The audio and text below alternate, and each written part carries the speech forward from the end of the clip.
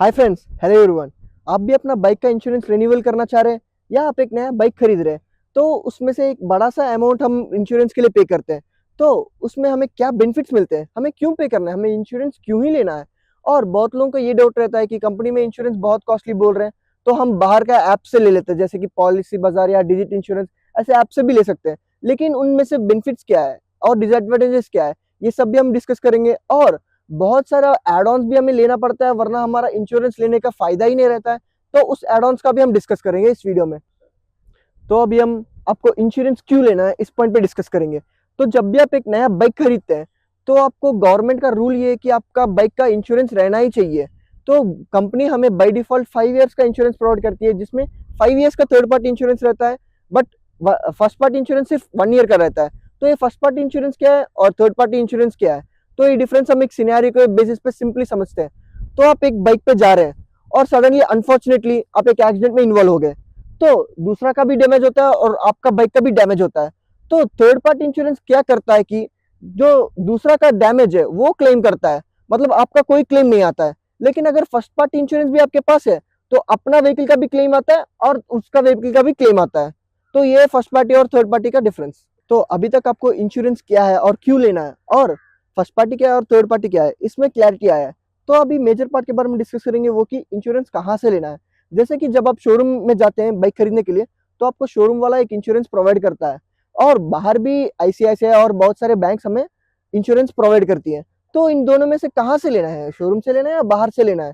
तो शोरूम और बाहर में रेट में बहुत कम फर्क ही रहता है, जैसे कि 3-4 थाउजेंड का ही रहता है जब आप फर्स्ट टाइम बाइक खरीद रहे हो। बाइक रिन्यूअल करते समय तो कुछ 500-600 का ही डिफरेंस रहता है प्राइस का।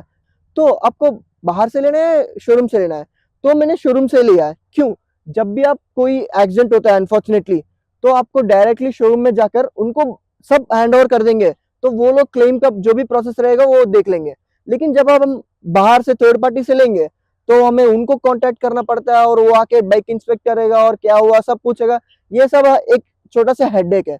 तो ये सब अवॉइड करने के लिए हम पहले से ही हम एक डायरेक्ट जिस कंपनी से हम बाइक खरीद रहे हैं उसी से ले लेंगे। जैसे कि अभी बजाज से मैंने खरीदा है, बजाज एक कंपनी से टाइप होता है, जैसे एक इंश्योरेंस कंपनी से टाइप होता है, वो हमें इंश्योरेंस प्रोवाइड करता है।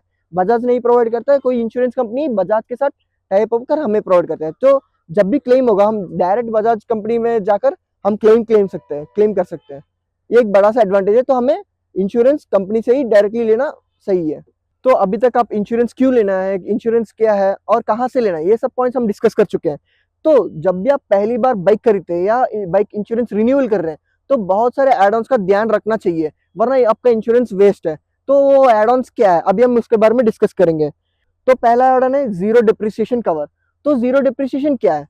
तो जब भी आप बाइक खरीदते हैं, पहली साल आप बाइक खरीदे हैं और आपका एक्सीडेंट 2-3 साल के बाद हुआ है, तो आपका पार्ट्स का जो वैल्यू है वो गिर जाता है। मतलब अभी आपने इसका 3 लाख में खरीदा है मैंने डोमिनर, लेकिन अभी मुझे इंश्योरेंस क्लेम करना है, तो ये सीट होगा कुछ 1500 का जब मैं खरीद रहा हूँ, लेकिन अभी अब मुझे 1500 का रिटर्न नहीं देते, तो मुझे कुछ पैसा पे करना पड़ता है। ये सब अवॉइड करने के लिए हमें जीरो डिप्रिसिएशन ऐड करना पड़ता है। एंड नेक्स्ट है रिटर्न टू इनवॉइस। जब भी आप कहीं बाहर एक्सीडेंट में इन्वॉल्व हुए, तो आपका बाइक पूरा रिपेयर के लिए बचा ही नहीं, मतलब कोई लॉरी के नीचे चला गया, बाइक पूरा बचा ही नहीं। तो आपको जो इंश्योरेंस में return to invoice add on रखा है, तो डायरेक्टली आपको जितना भी इनवॉइस में जितना भी अमाउंट मेंशन है, मतलब अभी मैंने इसको 290 पे खरीदा है, 2,96,000 सब में खरीदा है, तो वो पैसा पूरा आपको रिटर्न में देंगे, return to invoice add on add करने के बाद। और रोड साइड असिस्टेंस, ये तो सबको पता ही है।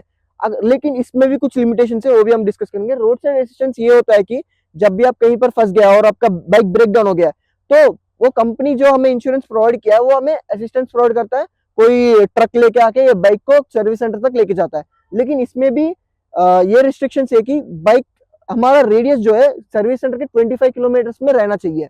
ये इनका मेजर लिमिटेशन है। नेक्स्ट है पर्सनल एक्सीडेंट रिकवर। अगर आपको एक्सीडेंट में कुछ हुआ, आपको कुछ 15 लाख, मतलब इंश्योरेंस के अकॉर्डिंग आपको एक अमाउंट मिलेगा, ये भी एड ऑन इंपॉर्टेंट है। और आपको कंज्यूमेबल कवर्स मतलब जैसे कि छोटे छोटे वायर्स और बोल्ट, ये सब इंश्योरेंस में कवर नहीं होते हैं, हमें पे करना पड़ता है छोटा छोटा अमाउंट। लेकिन ये भी अगर हम कुछ 30-40 रुपीज का रहता है, ये भी अगर हम ऐड कर देंगे तो ये भी हमें कुछ पे करना की जरूरत नहीं है। और इंजन गियर बॉक्स प्रोटेक्ट, ये बहुत बड़ा इश्यू है। जो कि हमें बहुत सारे इंश्योरेंस में मिलता ही नहीं है। जैसे कि एक सिंपल सिनेरियो सोचेंगे, जब भी आप बारिश में जा रहे हैं और आपका रोड पूरा ब्लॉक हो गया वाटर से, आप पूरा उसमें चले गए और बीच में इंजन रुक गया क्योंकि पानी अंदर चला गया। ये पार्ट इंश्योरेंस कवर नहीं होता है, इंश्योरेंस कवर नहीं करता है इस सिनेरियो में। लेकिन अब जब आप इंजन ब्रेक ये वाला एड ऑन ऐड करते हैं, तो आपका इंजन प्रोडक्ट पूरा इंश्योरेंस कंपनी क्लेम करती है। अगर आपको इंजन में कुछ मतलब एक्सीडेंट में भी इंजन को कुछ हुआ, तो भी आपको बेसिक इंश्योरेंस में क्लेम नहीं होता है, ये ऐड ऑन करने पर ही क्लेम होता है। दूसरा मेजर ऐड ऑन है टायर प्रोडक्ट। आपको टायर प्रोडक्ट मतलब पंचर ये सब नहीं कवर होता है। अभी आप बेसिक इंश्योरेंस लेंगे ना, तो जो रिम रहता है, डॉमिनार का रिम अभी देख सकते हैं, ये रिम कवर नहीं होता है क्योंकि ये बहुत कॉस्टली रहता है, 8-9 thousand का रहता है और बहुत चांसेस रहते हैं कि ये ब्रेक हो सकता है। तो इसलिए ये नॉर्मल इंश्योरेंस में नहीं देते हैं, ये हमें ऐड ऑन करना पड़ता है, ये कुछ 350 रुपीज का होता है।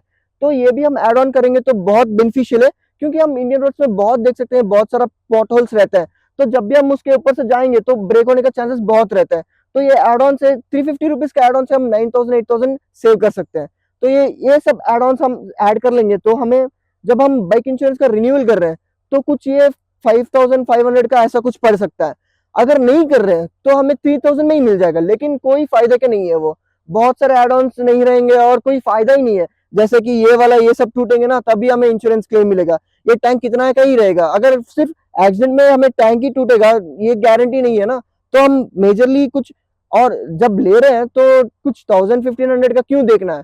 तो वो ये सब एड ऑन करके हम डायरेक्टली अच्छा इंश्योरेंस लेना ही बहुत अच्छा है। तो हमारा बजाज डॉमिनर का 1 ईयर कंप्लीट हो गया, तो इसका फर्स्ट पार्ट इंश्योरेंस जो है वो कंप्लीट हो गया है। तो रिसेंटली मैंने इसका रिन्यूअल करवाया है, जिसमें मैंने अभी जो एड ऑन मेंशन किया है वो सब मैंने एड ऑन करवाया है। तो मुझे एनसीबी मतलब नो क्लेम बोनस, अभी आप पहला 1 ईयर पूरा अगर आप कोई एक भी क्लेम नहीं करेंगे तो आपको 20% का डिस्काउंट मिलेगा कंप्लीट इंश्योरेंस अमाउंट पे। तो ये सब बेनिफिट्स भी रहते हैं। और मुझे एक नो क्लेम बोनस के साथ और बजाज का कुछ 20% डिस्काउंट के साथ मुझे 5,600 का मिला, जो कि मुझे वर्थ लगा, क्योंकि मैं फियरलेसली जा सकता हूँ, कहीं पर भी कुछ भी हुआ तो मैं क्लेम कर सकता हूँ। ये एडवांटेज है इंश्योरेंस का। और हमारा डोमिनार का 1 ईयर कंप्लीट हो गया, तो इसका थर्ड सर्विस का भी वीडियो आने वाला है और 1 ईयर एक्सपीरियंस का भी वीडियो आने वाला है। तो ये सब, और ये वीडियो भी आपको इन्फॉर्मेटिव लगा है ना, तो एक लाइक और सब्सक्राइब जरूर कर देना। Thank you. जय हिंद।